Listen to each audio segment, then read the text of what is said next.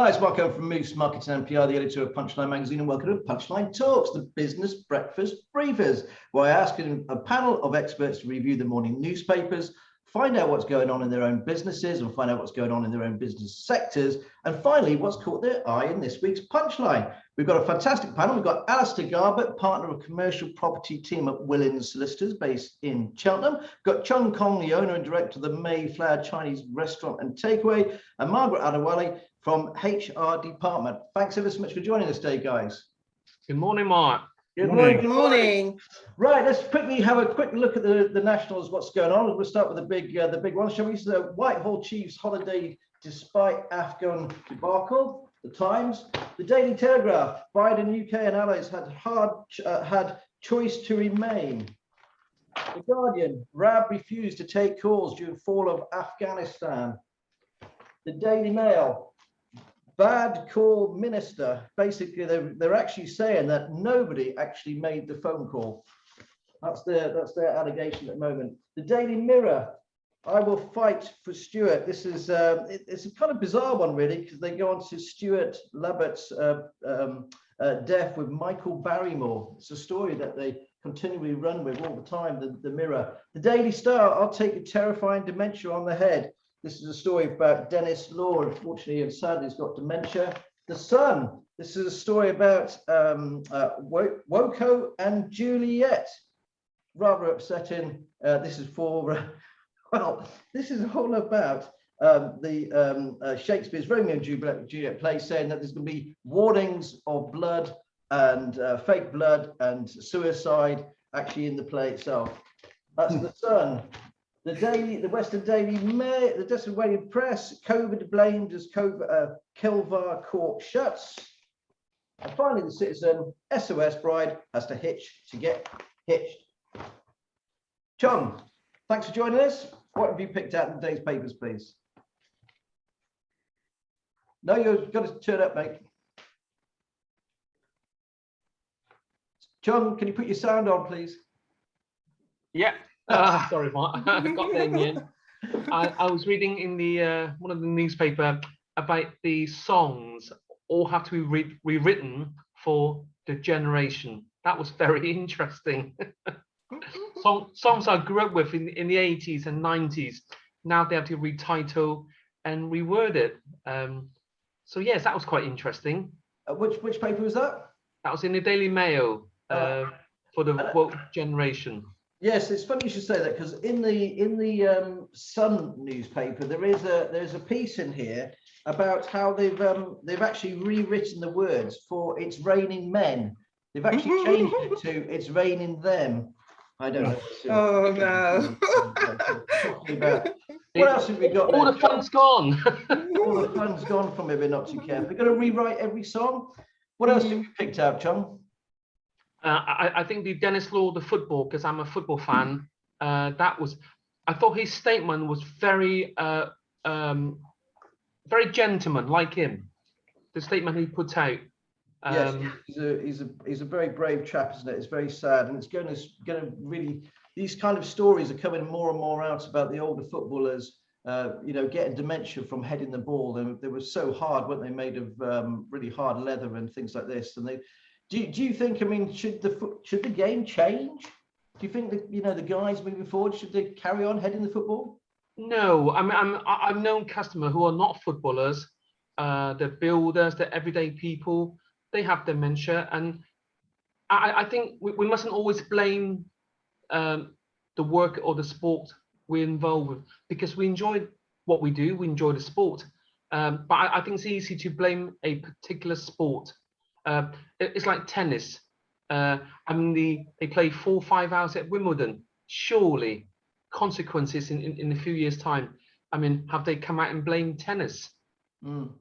Alasdair, would you carry on heading to football? Well, I think, as any lawyer would say, it depends. I mean, I think making people aware, and I think the game's already changed, hasn't it? As far as I know, in the sort of youth. That's so right. Less of it, but yeah, if you're a professional and you're aware, that's got to be up to you.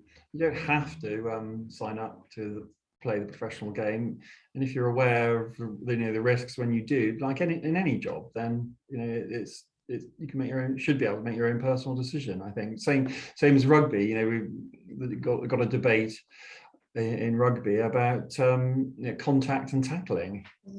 I know it would spoil the game. That's the problem. It's I can imagine Harry Kane not being able to head the ball in when it comes over. I mean, instead he's got to try and do something else. I just can't see it myself. Margaret, carry on heading the football. What do you reckon? Oh, I agree. It is a difficult debate, but I think it would take a lot from the sport if footballers didn't header the ball.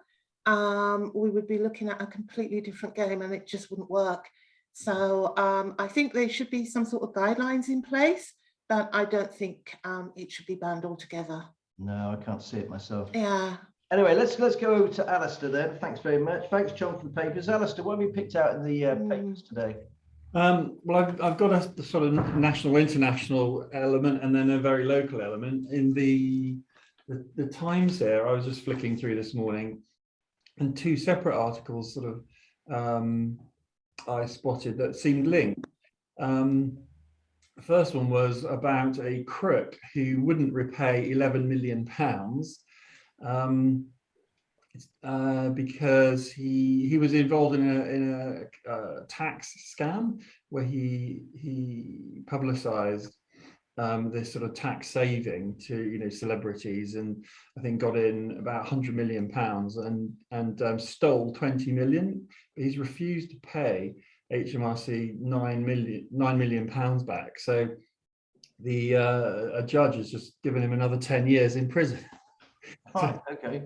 It just caught my eye as an interesting story. And then later on, an interesting comparison is in China, the president Xi, I think you pronounce his name, has come up with this new scheme called the third distribution, where the billionaires and celebrities, the multi-millionaires, have now got to contribute back to the government. So it's a tax type scheme, but applying to the richest billionaires. The paper says 1% of Chinese people now hold 31% of the country's wealth. That's pretty similar to, isn't that pretty similar to the Western world? Well, that's it. I'm not sure, but it probably is. But that was the interesting point. I thought, so China's now sort of doing the same sort of tax scheme that we've always had, so that the richest people have to pay high rate tax. Well, nothing wrong with that. And nothing wrong with that. And so it's sort of, just an interesting comparison, I thought, for the communist China coming up with a higher rate tax scheme, basically. No, fantastic. What else have you got there, mate? Yeah, and then sort of related to sort of my world of commercial property. Firstly, in the Times, there was sort of half a page, so quite a big article on shoppers reveal web retailers that don't deliver the goods. Perhaps not surprisingly, the worst was Sports Direct at their deliveries and internet service, followed by the Range Carphone Warehouse, Debenhams. The best apparently was Screwfix. Yeah, I've heard fantastic things of Screwfix. Yeah, no doubt they've been doing very well at the moment. Marks and Spencer's and Amazon actually were up there in one of the best. So I thought that was just interesting statistics. Albeit, as I was just saying before we started talking, when you look at the front pages, as you were just saying, having a bad internet experience doesn't really compare with the Afghan crisis. So we have to put everything in perspective.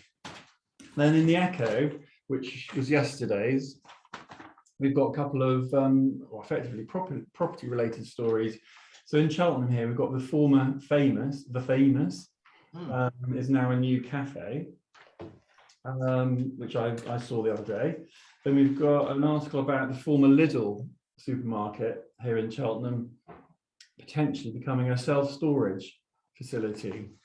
Oh, right, okay. But that's interesting about the Famous. I mean, the thing about the Famous, I remember going there with my daughter, and everything was so really old-fashionedly done. Didn't they have things in tubes that they used to send from one floor to the other? And all the booking stuff was still on cards, and they used to write it by hand as well. Like the Heel Brothers we used to have here in Gloucester. I thought it was like, are you being served? It just Yes, it looked like a set from that. It was, but it was great service. It was fantastic service, and that's, you know, unfortunately, you don't really seem to get that so much anymore, do you? There's only a few shops that can still pull it off. Well, that's fantastic. Thanks ever so much for that, Alasdair. Margaret, what have you picked out for the newspapers, please? I picked up that, unfortunately, in Punchline, there's more empty shops in Gloucestershire, and that's really a shame, really, but it doesn't seem to be getting better. It just seems to be getting worse.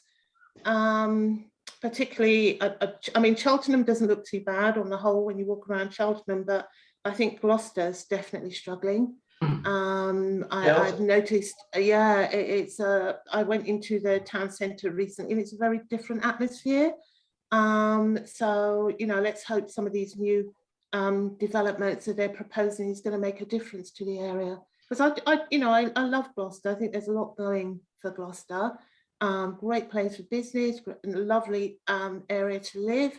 And, you know, you've got the fantastic quays, you've got the Gloucester Cathedral, lots of reasons why people should come to the city. So we just need to somehow promote that some more, maybe. I think you're right. Unfortunately, there are a number, for a start, there were too many. There's too many shops in Gloucester. Obviously, Alasdair will probably know this better than I would like to say. And they've got to be changed, you know, because they should be changed into houses or flats like it used to be years and years ago. The forum, I think, will change things. I think Debenhams bringing in the students will change things and attract more restaurants. So we've got to just hope and pray that these things are going to work, because you're dead right. Unfortunately, Westgate Street is looking very tired. Eastgate Street really is looking tired. Unfortunately, Northgate Street is also not great. So it really is just Southgate Street that holds it all together, and that's on the way to the quays. But they are spending an awful lot of money on Westgate, and like you said, I'm hoping and praying that the forum will actually bring in an awful lot of people. But of course, the other side of it, we've had ecclesiastical leave the city, and the rise of the internet, as Alasdair was just saying, and Amazon. How can you beat Amazon service? It's just too good. What else have you picked out there, please? A non-related HR issue I picked up on, and in the Times, about a 9-year-old winning a place at university. I don't know if anyone's seen that in the Times. No. 9 years old. 9 years old, a Russian little girl has been awarded a place at university, and I just find that quite bizarre, quite frankly. Great that she's clever, you know, I mean, that for me, that's brilliant, but I just think 9-year-old university. And then I thought, okay, maybe studying, I don't know, English literature or something. When I looked at it closely, it was psychology. Wow. Yeah. So that really caught my eye, because I was just thinking, oh my goodness. 9-year-old and psychology. I tell you a story that caught my eye as well in the Daily Mail today. Actually, was about Lloyd's Bank. Is to buy 50,000. Yes, yeah, I saw that as well, and I just thought, oh my goodness, what chance is there for a young person trying to get onto the property market? Because you've got all the builders snapping up cheap property, you've got all the landlords snapping up cheap property. Now you've got the banks put them into frame as well. I'm just thinking, oh my goodness. What are they going to let them out? Yes, that's right. What they're going to do, they're going to launch a new company called Citra Living, a brand, and it's their way to move into new streams of making money. Obviously, they're the UK's biggest mortgage lender, and with interest rates being so low, they're just not making the money out of it. So yes, they're going to move into real estate, rental, and they reckon their portfolio could be worth around £4 billion, generating profits around 30 million. So you know they're really going for it. Of course, the big thing is all the little investors will be squeezed out. We don't have enough houses as it is. They can't build them fast enough. I wish them all the luck in the world. I always say, stick to what you know. Just because you have the money to buy it, it doesn't mean you know how to run it. An example, the graffiti restaurant chain. Tesco bought it, kept it for 2 years. They did nothing with it because no one in their company, the way it's structured, knows how to run a restaurant. And very sensibly, they let it go. Yeah. It's not always a good thing to go and buy in bulk. Yeah, I know. You But don't then understand. they'll just sell them off, won't they? When problems start, they'll just sell them off I guess. So that's the way they're looking at it, because property, yes, it goes up and it goes down, but you hold on to it and just sell at the right time. And I'm just worried that in a few years' time, the taxpayer will be footing the bill again. Lloyds Bank. Well, you never know. You never know. There's another story I'm going to pick out here from the Daily Mail, actually. Extinction Rebellion plotting 2 more weeks of protests. So it is there. They are, as you know, they went very, very quiet during the pandemic. And now they're saying that they're going to target the banks and the City of London with their disruption again. Now, of course, this Extinction Rebellion are interested to us here because they're kind of from Stroud and Stonehouse. That's where they originated from. I admire what these guys do in some ways, but I must admit, surely in the midst of we're still in the middle of a global pandemic. We're still trying to recover. The economy is really still trying to bounce back. Surely this is not the time, with the police exhausted as well, with so much other stuff, that Extinction Rebellion should be doing something like this. Alasdair, what's your view on it? Oh, well, I mean, we just had that IPCC report, didn't we? Earlier this week, and we do need to be reminded about the emergency, and we need to do something about it. But whether I don't think sort of protesting, causing not just inconvenience but potential damage and loss of income to businesses is the right way. But yeah, I'm not sure what is the right way to keep we're reminding everyone that we've got to be doing something about it. Yeah, I think personally, don't target the banks, don't target business, target the government if you really want to sort of change people's minds. Chun, what do you reckon? Extinction Rebellion, are they right to protest like this in London? My personal humble opinion, it's wrong, because it's also wasting a lot of sources and revenue of the public's money, taxpayers' money. Maybe none of them had a relative or friend who's had COVID, and they don't understand. Yeah, maybe that is it as well. Margaret, what do you reckon?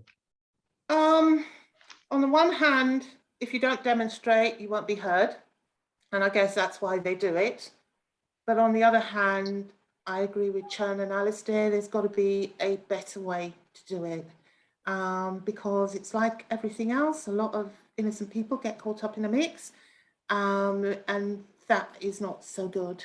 So it is a difficult one, and they do it in that way because they want to be heard. And yes, I agree with that, but no, I don't agree with how they go about doing it. No, they have said this time that they're not going to target the transport system. Sorry, Alasdair. I was going to say, we at Willans here, we've been having a number of meetings on this, and now we're physically going to be doing something about it, and trying to going carbon zero, aiming for no waste. And I think we should, everyone should take their own personal responsibility on this. I don't think necessarily it's always right. Let's wait for the government to tell us what to do. I mean, if every single person took when they went to get a coffee, and everyone seems to not be able to get through the day without getting to a coffee shop, especially around Cheltenham, and if everyone just took their own cup, I mean, that small steps by everyone will make a big difference. Totally agree. Okay, well, let's talk about our own individual business sectors. I'm going to go to you, Chun, first. I haven't spoken to you for quite some time, obviously, since the pandemic. Can you tell us about your business? You carried it going, didn't you, during the pandemic? And you did more takeaways, is that right? Yes, we did. Last year, we started doing takeaway service in May until the government reopened on the 4th of July.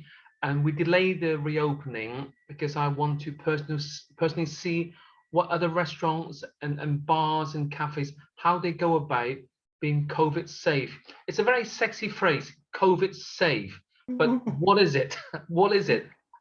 Is it really just having a screen between tables, etc., etc.? So in the Mayflower, what we've done, we've decreased the capacity by 40%.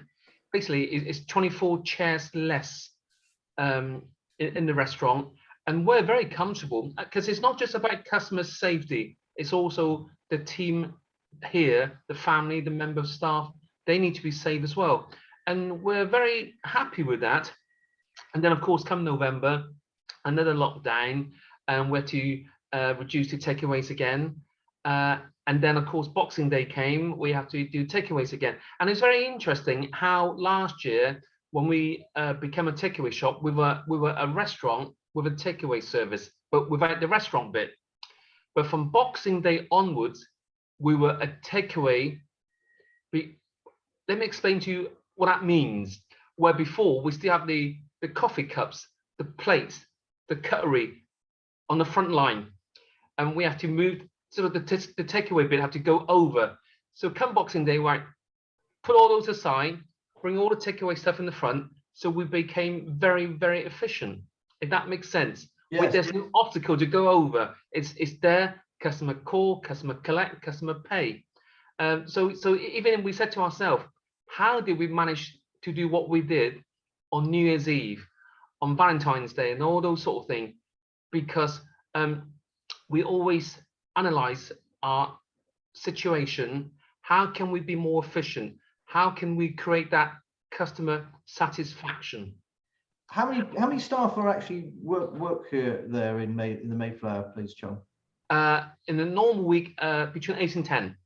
Okay, and so did you manage to keep your turnover and your profit margin the same?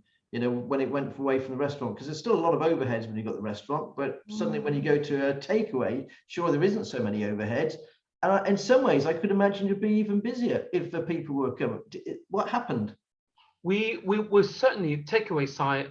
It really helped us, and thank you for our loyal customers and their support. We've just been very mindful and be very careful, and we give the customer literally 2 minutes window to pick and collect and pay, and our mindset was very much drop everything and do that and do that and do that. Okay. Because customer satisfaction is very, very important, and we're only as good as our last meal. Yes, and it must have been difficult for you also with all your family working closely together, because again, there's that problem that you're going to have if someone gets sick, the whole restaurant would have to close.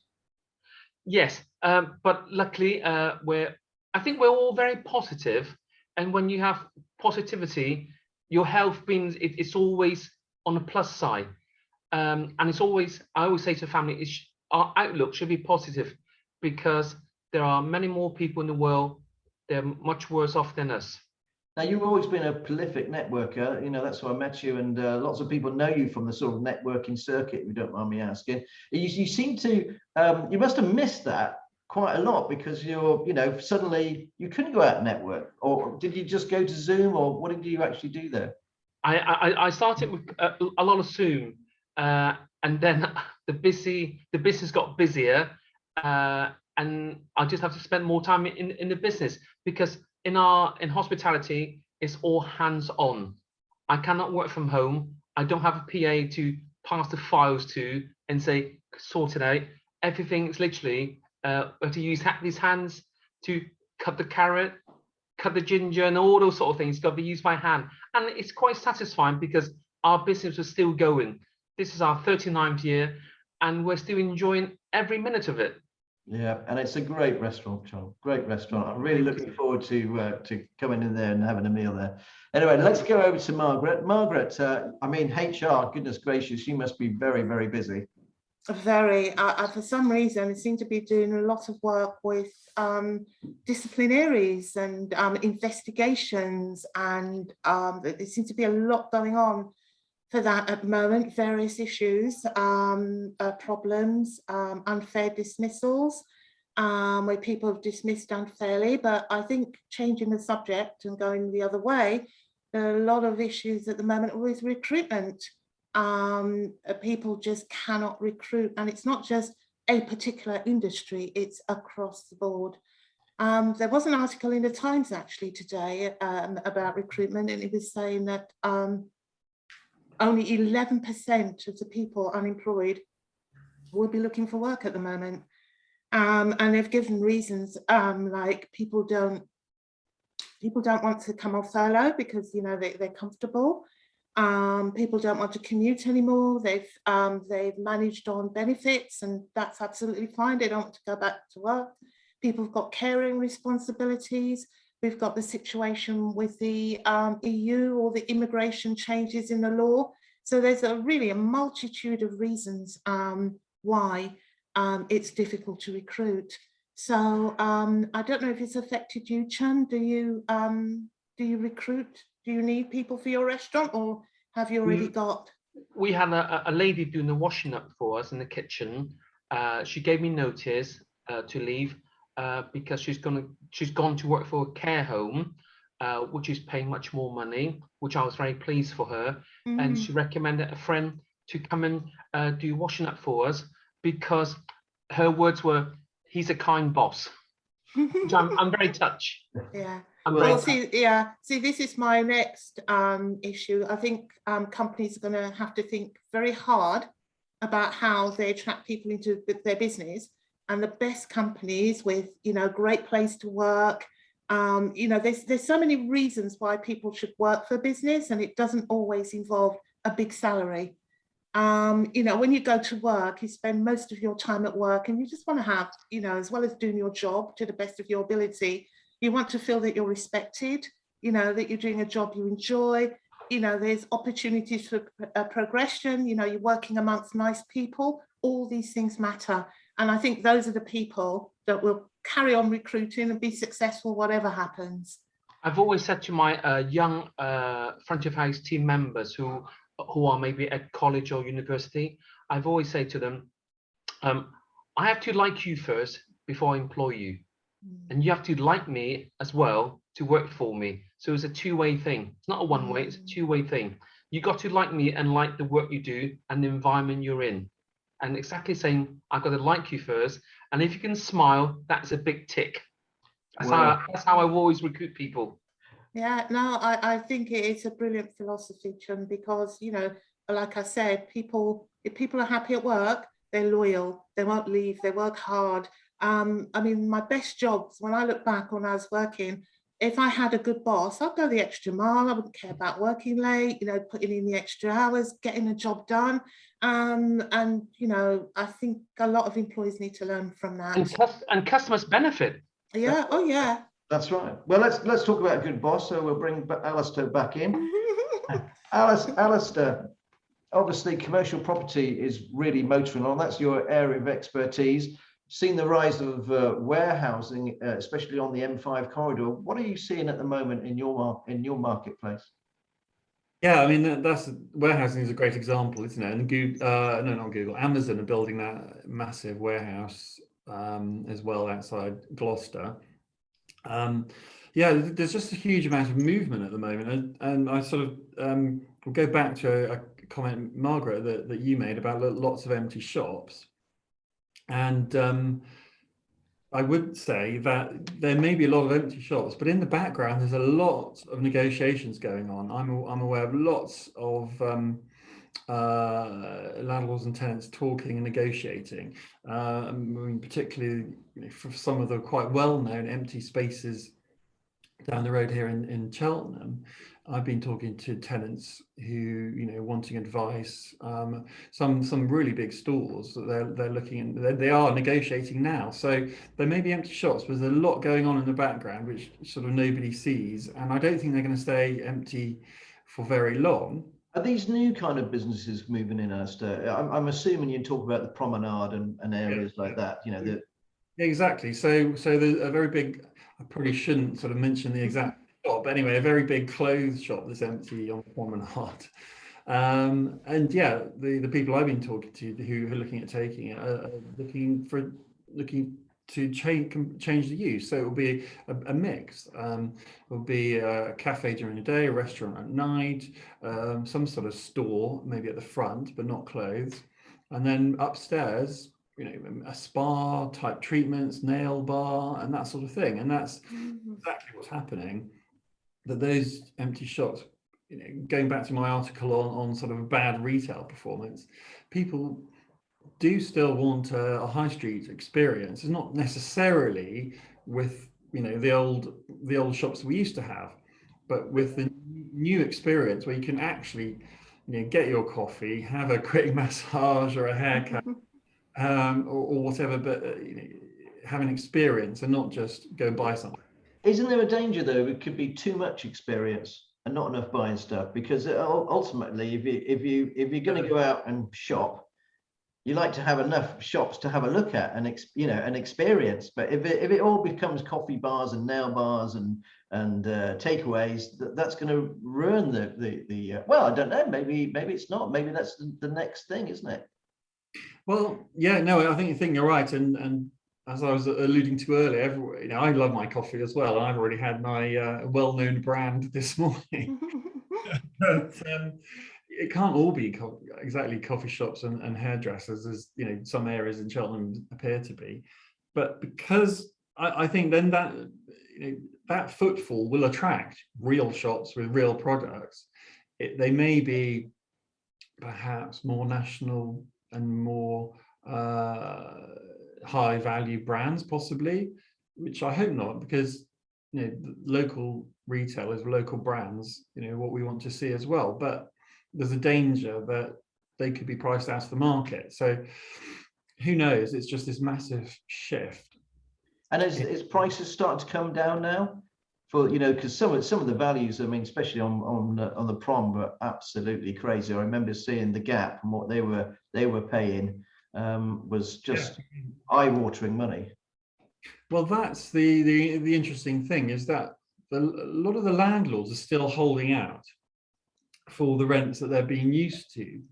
And I know you've had Doreen Ragg on from Bruton Knowles before, and he'd be able to explain. But I can't quite understand why the landlords would rather keep it empty and waiting for the bigger rents rather than doing a deal and getting just someone in paying even a lower rent at the moment.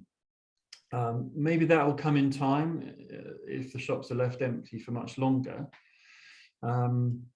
Well, but we'll have to wait and see, isn't it? Really, just hope it does. That's the big thing. Okay, we've kind of run out of time. Would you believe it, guys?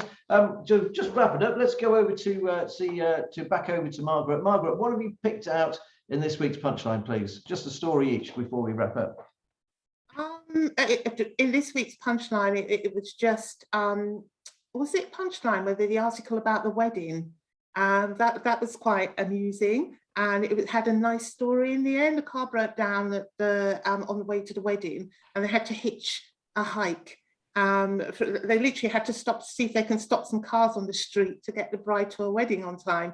And eventually somebody stopped to help them, which was really nice. And they got to the church. And I thought, oh, what a nice story. Well, that is a nice story, but it's not a punchline story. Oh, sorry. Never mind. I'm going to shift you over now. Chun, have you picked out a punchline story, please? I picked up two stories, please. The Gloucester Football Club. I think that's fantastic. The other story is the demand for camping and tents. It just goes to show, I'm not sure whether we are in a recession, but we're in trying times. But to hear a business is doing well, it pleases the community and everything. And a very quick one, Lido, another 35 years lease, and I think that's great for the community for far and wide. Yeah, couldn't agree more. Some great stories there.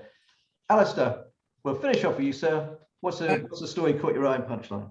Well, it's not so much of a story, but the announcement that Cotswolds are going to we are going to have our own Monopoly board. So I was really excited about that, and I haven't seen that story anywhere else.